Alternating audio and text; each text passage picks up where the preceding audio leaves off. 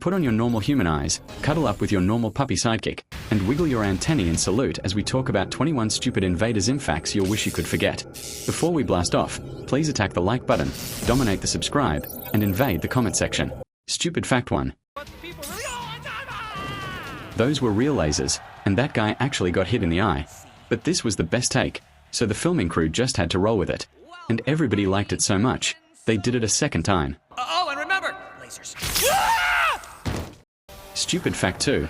These tubes are based on heavy-duty drain hoses used on airplanes to dump the lavatory after landing. That pink stuff is actually blue in the real world, and it doesn't contain any aliens. Or maybe it does. I've never looked that closely at it. Stupid fact 3. Invader blood rushes through his veins, like radioactive rubber pants. Invader's blood marches through my veins like giant radioactive rubber pants! The pants command me! Do not ignore my veins! The line was supposed to be rubber ants, but Zim screwed it up. Stupid fact 925. Liquid pig toes. Stupid fact number 0.00. I gotta sing the Doom song now! Doom, doom, doom, doom, doom. The Doom song was originally written by Britney Spears for her album Femme Fatale in 2011. But Britney traveled back in time and sold the song to some guy on the street who was, quote, totally radical and gnarly. It's one of my all-time favorite songs, so it was awesome. It was really, really amazing. Do not be scared by my robot voice. I am simply a tool of my human master who writes all of these episodes. So although I sound distant and robotic, every word I speak was written by a 100% certified human worm baby. The human worm baby wants you to know he is making his way through the Invader Zim series and publishing his thoughts in the form of video essays. If that sounds good to you, stick around. Stupid fact number W. When Zim sets up his house, he does so in clear violation of all zoning laws and noise ordinances. He destroys private property, wakes up his neighbors, and nearly sabotages his entire plan. Luckily, Earth people are incredibly stupid, making the show basically a documentary.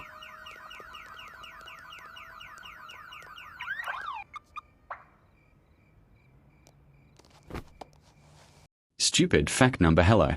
Zim puts the entrance to his underground lair in the best possible spot, a garbage can.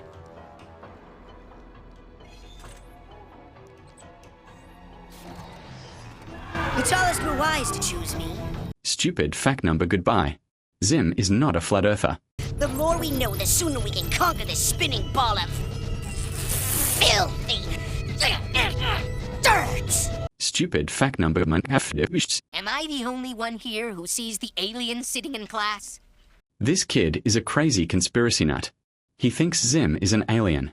But Zim clearly debunks this notion when he introduces himself to the class. I am a perfectly normal human worm baby. Stupid fact number 1656.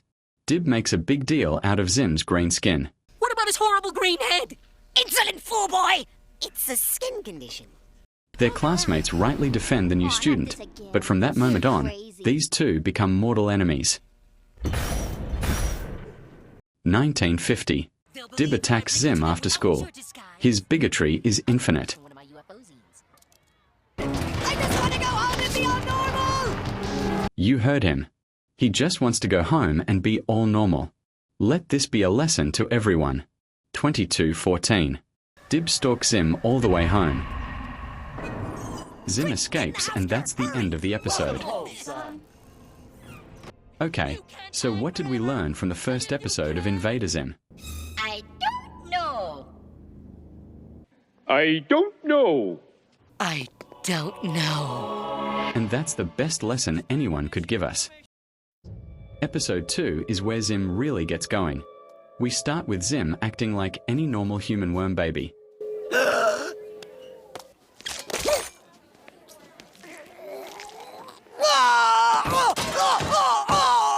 Then he realizes he needs to make some friends if he wants people to keep believing he's human.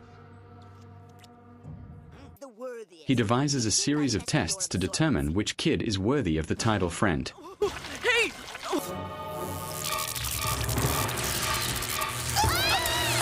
After some very fun and wholesome activities, this guy wins. What is your name, friend? My name's Keith.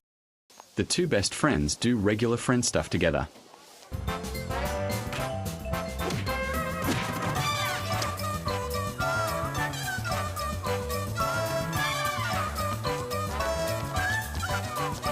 But his new friend is a little too excited. He plans a surprise party, but Gur spills the secret. Zim realizes what this means. An angry mob of humans will surely descend upon his house and put him in a glass jar while dancing and riding roller coasters.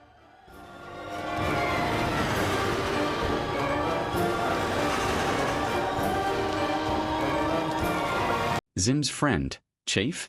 Whatever his name is. His friend is way too excited.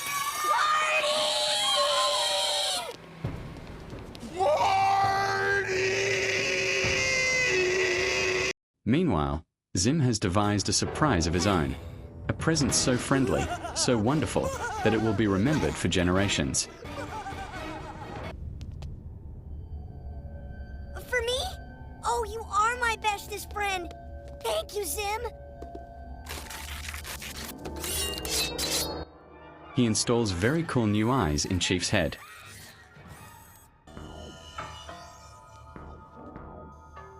The eyes make Chief think a squirrel is his new best friend. And everyone lives happily ever after. That's the true message of Invader Zim, and this episode really encapsulates it. Humans and their friendship. Invaders need no one. No one! The Invader Zim episode titled Dark Harvest starts out with a bang. And then another bang. My organs! Inferior human organs! And a third bang. Oh, my squeedly spooch! This brings us to the topic of whatever word Zim just said. I try to pronounce it, but I'm just a stupid robot voice created with a text-to-speech app. Okay, you know what? I'll try. Squeetly spooge. Squeetily spooge. Don't blame me. I'm just a robot programmed by inferior humans with inferior human organs. Maybe you humans should make better text-to-speech apps. Anyway, we are once again in the presence of the most bigoted person of all time, Dib. Squeedly spooch. Did you hear that, Gaz? That's no human organ. Humans don't have squeedly spooches. I've got a squeedly spooch. His sister, Gaz, says she has one of those organs I can't pronounce. Then Dib says something really creepy. If only I had some way of looking inside his body. Dib gets his science fiction device and proceeds to see Zim's organs. It's my personal X-scope. I ordered it from the back of Crop Circles magazine.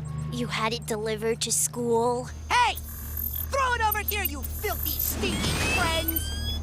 Then he recites my favorite part from Sun Tzu's Art of War. Incredible! See, Gaz, to defeat my enemy, I must study my enemy, then become my enemy, then move in with my enemy, then wear my enemy's clothes, then... You're in my light. Now we get to the bubonic plague. This was a very silly and fun time for medieval Europe. I know there are some pedantic dorks who are going to jump in the comments and say stuff like, the bubonic plague was actually in the early Renaissance era or some other dumb nerd stuff for nerd dork geeks. We here at Nerd Bandicoot are too cool for that nonsense. The buboscopic plague actually happened in the medieval era, and you can just cry about it if you disagree, because you're not even cool at all. Now where the heck was I? Oh yeah, the teacher is a total smoke show. Like, an 11 out of 10, am I right? What a hottie. Zim contracts a near-fatal case of head pigeons. There's a pigeon on your head. You've got head pigeons. Get to the nurse before they spread to the other children. Yes, Miss Bitters. On his way to the nurse's office, we see just how well-equipped this school is. They have several types of specialists. You can see someone who specializes in colds, flus, head wounds, radiation burns, and even wedgie burns. Dib uses his science fiction gadget to look inside the hall pass guy's body, and he notices that one of his organs is missing and replaced with Zim's hall pass. I bet he'll blame this on Zim, because Dib is a space racist. It's Zim! It has to be. He's stealing organs and replacing them with... stuff. Then a mysterious machine comes out of the vents above the secretary's head. The machine steals a brain and replaces it with a can of... something. The nurse starts foaming at the mouth.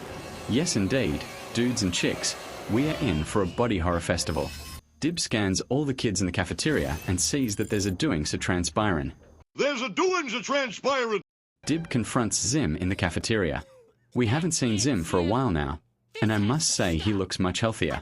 He still has a bad case of head pigeon, but he clearly has a lot of organs. Very healthy.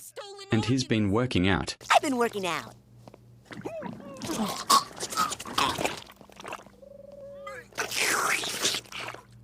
Zim makes a smart choice. He leaves rather than continuing to be harangued by a bigot.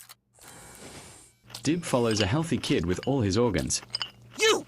You look like you still got all your organs. Yeah, so? And he goes on an insane rant talking about how Zim wants to destroy all humanity and about how he's obsessed with aliens. And he wants to destroy us all. Now, I know you think I'm crazy, but you'll thank me. You'll all thank me. The weightlifting kid gets creeped out by this weird conspiracy nut. The weightlifting kid disappears. I have vague memories of being taken on board of an alien ship as a baby. And Dib gets chased by some unseen pigeon monster.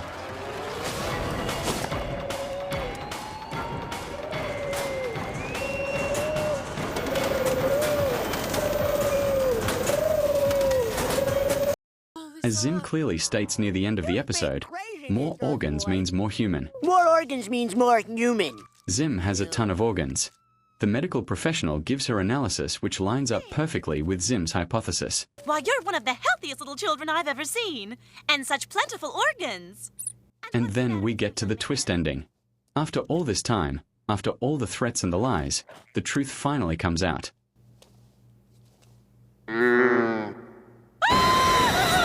It isn't human! It's horrible! But he...